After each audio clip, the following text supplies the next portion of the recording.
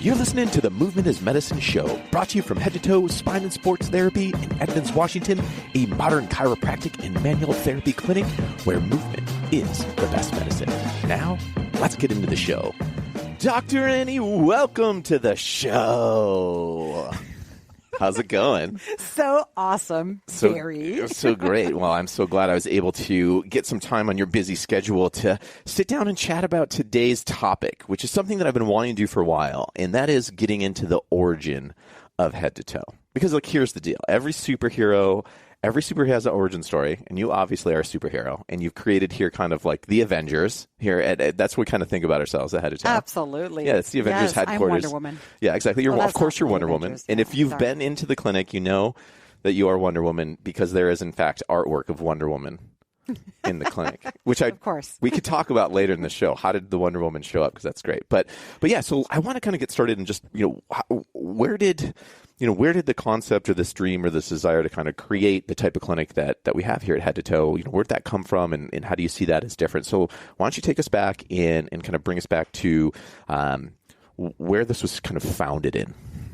Absolutely. I mean, it's a fun question, a fun thing to talk about, because this clinic is a really different place. People have been to other chiropractic offices, walk in here, and they're kind of like, "What are you guys doing? What's happening? Why do I get all this work done? I mean, this is awesome." And it's really fun, and I think we just really love doing what we do here. So, I started chiropractic when I was pretty young. I had headaches. That was my main thing. And my dad was wise enough to take me to a chiropractor. And that was always my cure. And then in brief, in college, I know I'm short, but I was rowing for University of Victoria and I had all this pain. And we got introduced to this chiropractor who was supposed to be, super cute. Actually, and he wasn't actually, but he did another protocol in addition to chiropractic, right? He did a protocol called active release technique, which is what I do. It's muscle work. And, I walked out pain-free, right? We all have these experiences. I walked out pain-free. So I always knew when I did decide to go to chiropractic college that I would incorporate that piece into my practice. So in brief, in chiropractic college, it was interesting because we have such a massive education. I mean, we are well-versed in many, many things. We study things we don't ever use because we are primary care doctors. People can come in off the street with anything, right? We don't need a referral to be seen by a chiropractor. So we're extremely well educated. But I was struck somewhere mid-education that there was this underlying marketing methodology pushing a lot of what's called care plans in chiropractic. And it was based more on marketing than it was based on science. Yeah. So this is interesting. And before we get into that, two things I think that strike me just right out of the gate. So one is that you had an experience of chiropractic care that was more than just a chiropractic adjustment, which is what many people think of when you say the word chiropractic. They think of spine and spinal manipulation in some form, cracking, whatever it would look like. And you had this ART experience that was like, whoa, this is totally different, and this was amazing, and it was transformational, right? And it had kind of really stood out. So I just want to call that out, is that you had that early experience with chiropractic care is more than just spinal manipulation.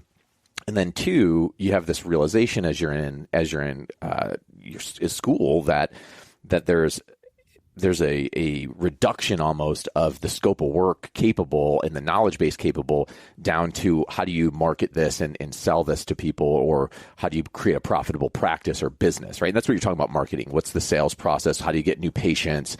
How do you book those patients? And how do you create a successful business? Yeah, it really, I mean, that's the gist of it. But it's just, I really, as I went through, it seemed all these things I never knew, being a chiropractic patient, that, there's different types of chiropractors. Basically, they're deemed straights and mixers. The straights really believe that the adjustment is the cure-all, right? It releases the nervous system and the body's innate ability to heal. And that's all you need to do. They really firmly believe that. Now, I don't want to discredit the adjustment because it is a powerful tool. And without it, nothing else works, and that's why the combination is so effective. But if you've got a junky low back and you've got a jammed up joint that's not moving correctly, the nervous system is haywire and the muscles are haywire until that's corrected. But making that correction and then addressing the soft tissues around it and then adjusting the strength and the all the sort of misfiring of muscles that have gone on around the section, that's going to give you your true power and your true correction.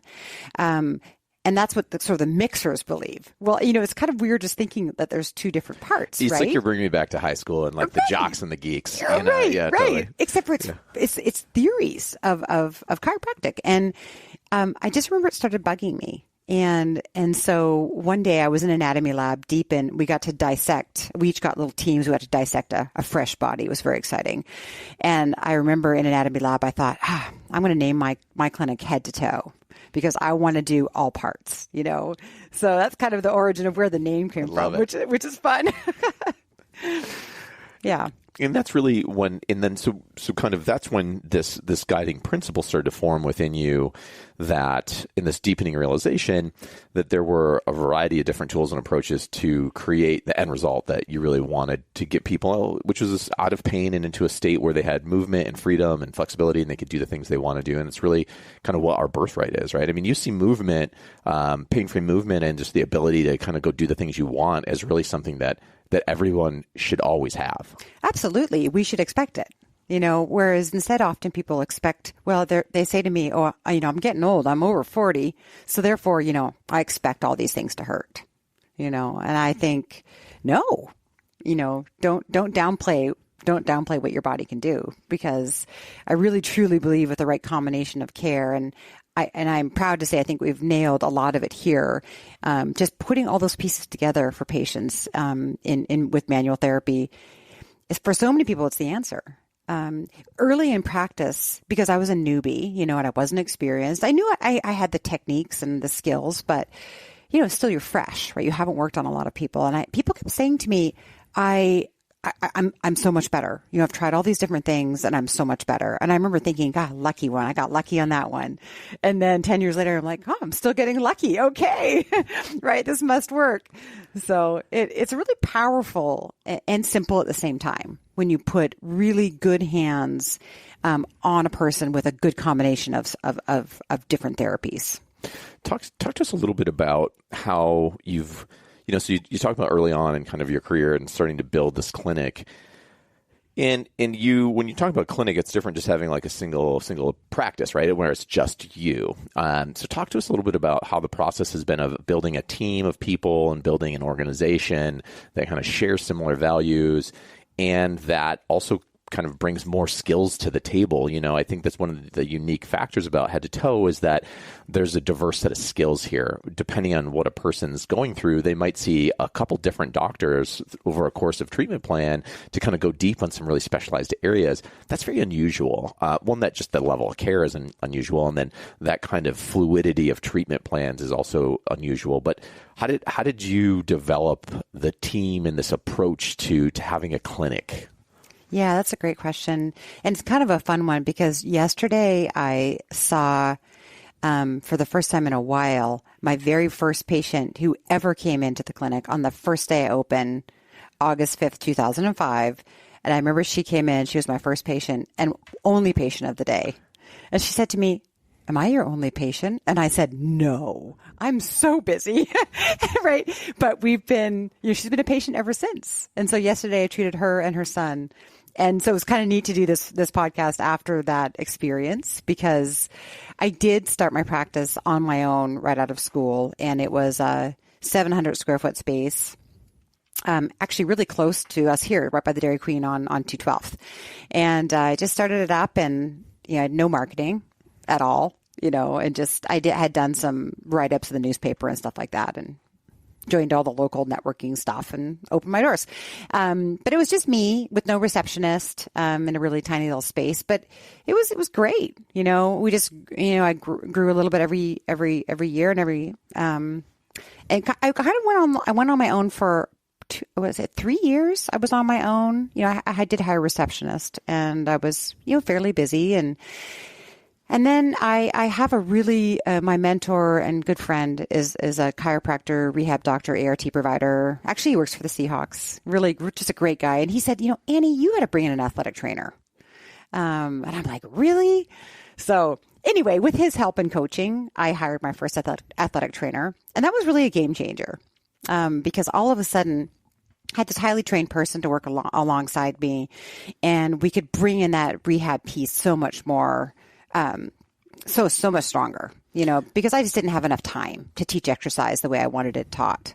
Yeah, so it's where you started to kind of realize that there is essentially these three key legs of the tripod, so Right. we're talking about, hey, here's the ultimate goal is a person to kind of claim their birthright, their ability to move and to just do the things they want to do and to live in a state where they're not in that pain and that hurt and that injury, because stuff does happen to us in life, right? So it's like the three legs of the tripod that support that goal, one of which is the chiropractic care, right? So you saw that. And then the second was this, you started to see the soft tissue manipulation, right? So that's the ART and related grasp and related techniques that get in there and manipulate. And then you added in the third leg, which is then these kind of rehab style athletic movement, corrective exercises, strengthening movement patterning pieces to the puzzle. So talk to us about what started to happen when you added that in and started to really kind of codify or get clear that those were the three things people needed.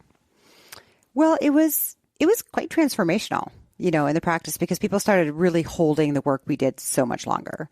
Because once you refire muscles, and muscles are complicated, but you first have to kind of loosen them up, right, and get them wake them up almost when they've been injured. So you have to correct all that scar tissue in there, get the blood flow, get them healing, and get the nervous system of the muscle awake and ready to receive.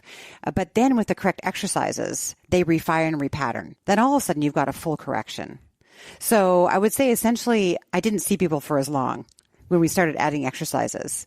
And in the beginning, it was interesting because people were used to more of just a hands-on treatment, and they weren't used to actually having to do the work.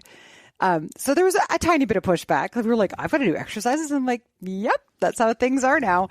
But it was quite transformational, and quite quickly people expected it, and they're like, just felt that they were able to come for so much less time, and they didn't have to go to physical therapy in addition to coming to see me, which was nice. Yeah, so let's kind of contrast that model against maybe what had been a common experience prior to, and frankly, is still a common experience today for many people, which is you go to see a traditional straight chiropractor who specializes in just specifically chiropractic care and sees that as their thing. So they do their thing, and maybe you're signed up for a care plan that's a preset number of visits they need to see you. I need to see you 4 times a week for a month, then I need to see you 2 times a week for 3 months, and then another once a month for the rest of your life, and that's going to be $18,000 or whatever it is. 10 million.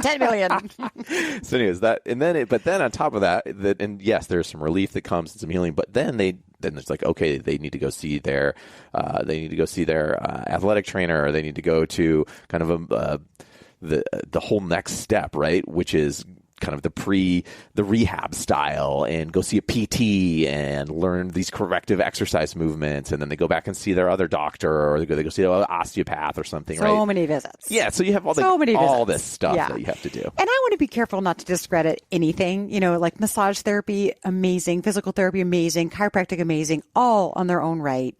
And different things work for different people. Absolutely. But I think for the simplicity of if you think about an adjustment where really you're getting your joints moving, right? You're resetting them. And then when you treat the muscle around it, allows that adjustment to hold so much more effectively than if that wasn't happening. Plus, it doesn't hurt. People will say, oh, that adjustment really hurt. And it's because you're kind of pushing against these muscles that are very spasmed and angry and sore.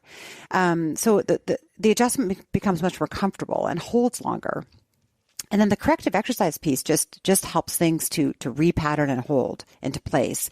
And, if people stick with it long enough, really launch to the next level, to re-up their platform, re-up their game, so that they can go out and do whatever it is they're going to do, right? We always talk about, people may want to pick up their kids, they may want to play football, they may want to run a marathon, lift heavy weights, whatever it is, but we can get their body prepped for that, And it's going through like an intentional process, right, of that kind of repair, restore, and then rebuild and strengthen so that a person can re-engage with the types of things that they want to do without as much fear of re-injury or lowering the chance of that re-injury or reoccurrence happening. Because that's one of the things that I've noticed is that we've had a lot of patients who come in and they've been told like, you shouldn't run again, or you shouldn't lift again, or you shouldn't do this thing again, or this is pretty much off for you. I don't foresee this ever being something you should ever engage in again.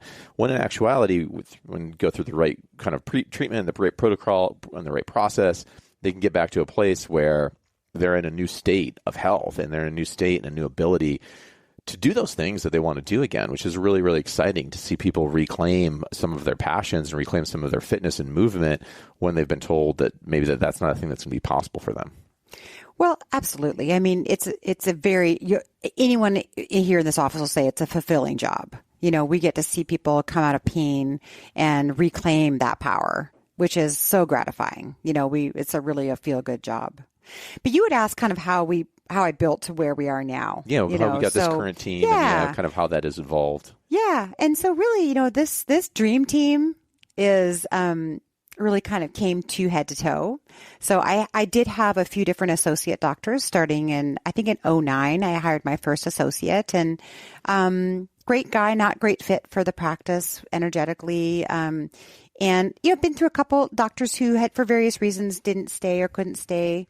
Yeah, it's part of the teaming process. There's just exactly, yeah. Dr. Bruce being the last, and he back in South Africa now, but the team that's here right now came to head to toe because they liked what we do, and so they approached me rather than me going out to look for a hire, and so people came in like-minded, and it is just. And right now we've got the dream team, so hopefully we can be here together to infinity. Yeah.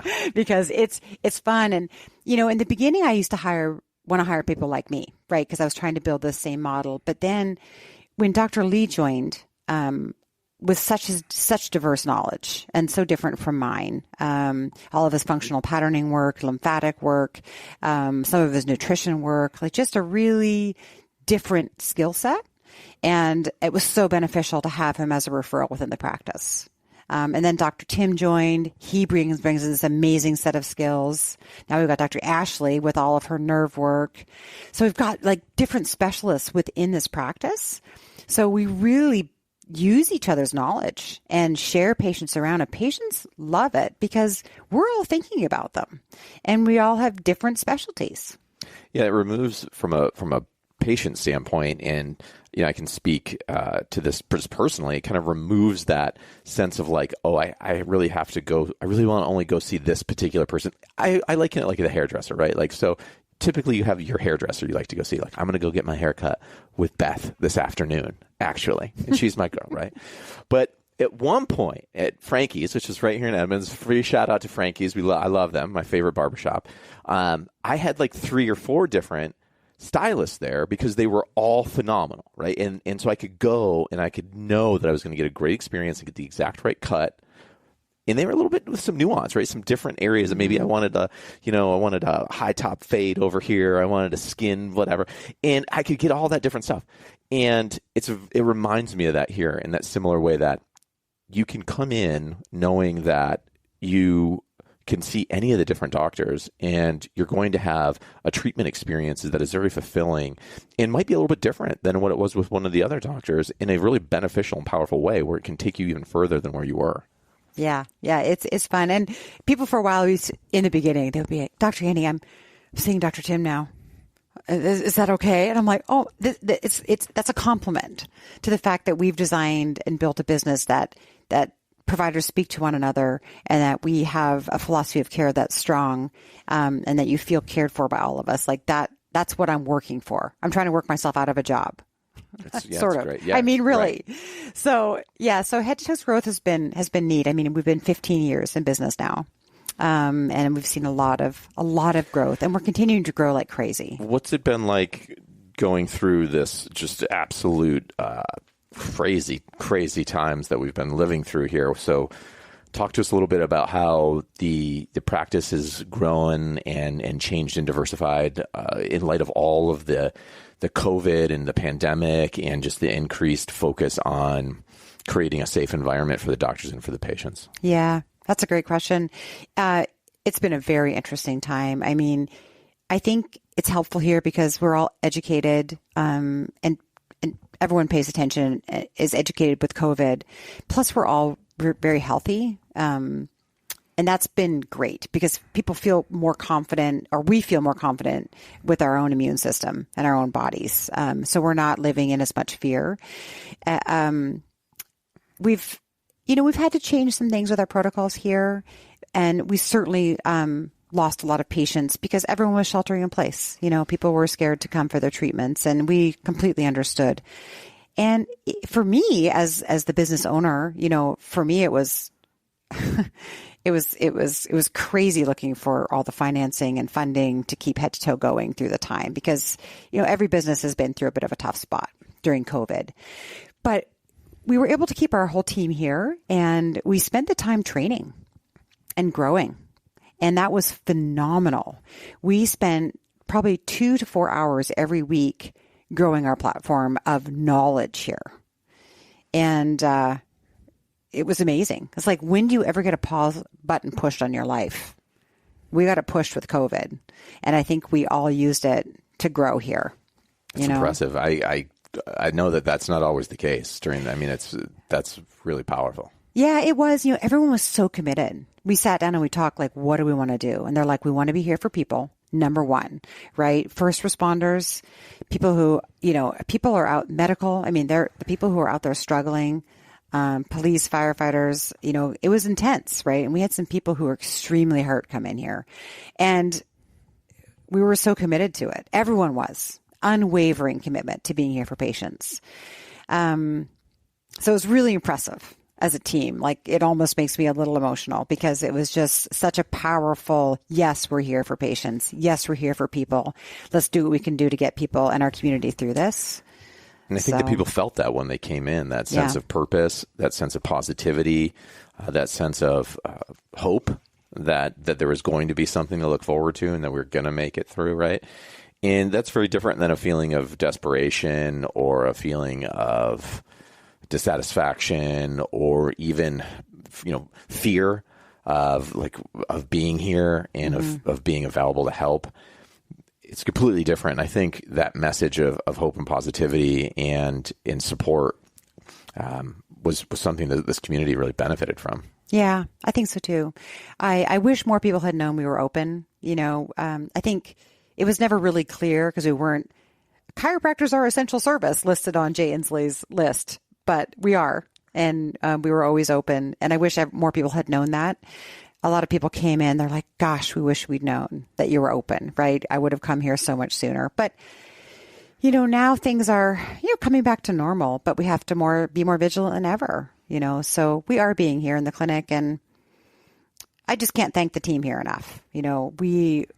As you walked in today and saw that the clinic has been just revamped again. We're cleaning the crevices, let's put it that way. But we've had no ill effects from COVID in regards to, an outbreak or someone saying, oh gosh, I was there and I was sick. That's what we're always dreading, if someone gives us that phone call. But it's been really solid. That's fantastic. Yeah, I mean, the clinic does look amazing. It's very sparkly. When I came in today, I was like, man, the clinic looks so good in here. It's been feng shui. It just feels so flowy and so flowy. Open, positive. The energy's moving. Yeah, it's good. Great. All the boys are also on holiday today, this week, so it's only women in this office right now. So we're extra feng shui because of that. Mm-hmm. Yeah, you're bringing the skills. Yeah, I could tell the interior design skills were just popping off good this week. Here. It's really good. So, kind of give us that. What's the next step? Like, how do you foresee head to toe growing over the course of this year? What's kind of the big mission? As we push through 2020 into what we're all hopeful is a different 2021, a better 2021. What's the mission continue to be? What's the message? What's the game plan? Yeah, well, staying positive, staying hopeful, staying strong, and staying healthy is what our goal is here. And and to continue to serve people to our best ability. I think for head to toe, really this year is still going to be a little bit about recovery from COVID, and continue to grow our team to be even better than we are now. I don't know what the future holds for head to toe in regards to expansion. I have an amazing team here, and we know that I know that I'm committed to their growth as doctors and athletic trainers, and really making this a great place for them to be. So, it's sort of I'm thinking about them and their growth within this clinic. And head to toe is a big clinic. I know that there's some talk and dreams of opening another one at some stage, perhaps further north, because there isn't anything further north at all. So I would say way down the road, that would be our bigger dream, is to have a number 2. I had to show number 2, which is fun to think about. But, personally, I'm just going to continue on really trying to clean up the policies and procedures here and making sure everyone's well cared for. The platform is working and connected, and everyone's staying sane and healthy. Yeah, it's one of the things that I love about this place is that there's this deep commitment to continual improvement. Just getting things, small ways and big ways, making things better for patients, for the doctors, for the entire team, and just making the whole experience more smooth and streamlined.